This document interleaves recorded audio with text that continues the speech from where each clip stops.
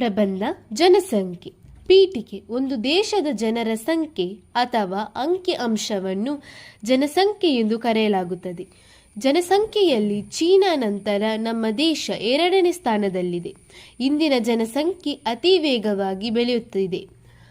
ಜನಸಂಖ್ಯೆಯನ್ನು ಒಂದು ದೇಶದ ಮಾನವ ಸಂಪತ್ತು ಎಂದು ಪರಿಗಣಿಸಲಾಗಿದೆ. ವಿವರಣೆ. ಪ್ರಸ್ತುತ ಭಾರತದ ಜನಸಂಖ್ಯೆ ಸುಮಾರು 143 ಕೋಟಿ.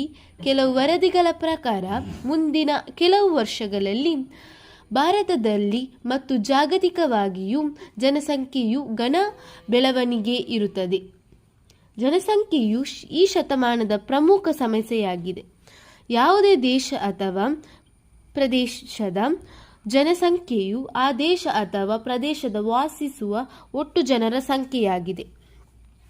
ಭಾರತದಲ್ಲಿ ಜನಸಂಖ್ಯೆ ಹೆಚ್ಚಳಕ್ಕೆ ಮುಖ್ಯ ಕಾರಣಗಳು: ಜನರ ಪ್ರಮಾಣದಲ್ಲಿ ಹೆಚ್ಚಳ, ಜನಸಂಖ್ಯೆಯ ಬೆಳವಣಿಗೆಯಿಂದ ಉಂಟಾದ ಪ್ರಮುಖ ಮತ್ತು ದೊಡ್ಡ ಸಮಸ್ಯೆ ಎಂದರೆ ಉದ್ಯೋಗ ತೊಂದರೆಗಳು ಉಂಟಾಗಿದೆ.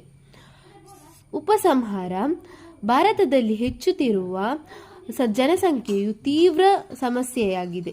ಇದನ್ನು ನಿಯಂತ್ರಿಸಲು ಸರ್ಕಾರ ನಿರ್ದಿಷ್ಟ ಕ್ರಮಗಳನ್ನು ಕೈಗೊಂಡಿದ್ದರೂ ಅವು ಸಾಕಷ್ಟು ಪರಿಣಾಮಕಾರಿಯಾಗಿಲ್ಲ.